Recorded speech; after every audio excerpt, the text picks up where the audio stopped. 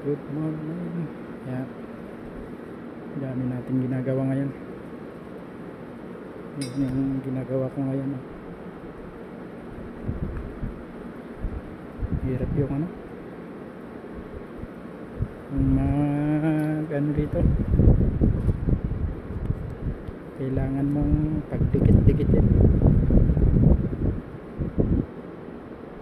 Yan pa yung isa. Nakasama niya. Pero yung cladding dami. Dumating. Na yung ginawa kong dati na pintuan. Yung may guhit-guhit. May kanal. Ayan o. May kanal yan.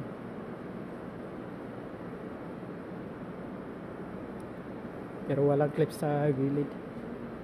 Yung ginagawa namin kasi may clips dun sa gilid dito. Dun sa gilid dyan. Pero ngayon yan wala. Cladding lahat. Yun lang. Bakal sa may niya, bisagran niya. Naglalagay din kami ng foam doon sa loob para kapag tag-init, pag hinawakan hindi siya masyadong mainit. Yan guys, ito muna yung papakita ko sa inyo.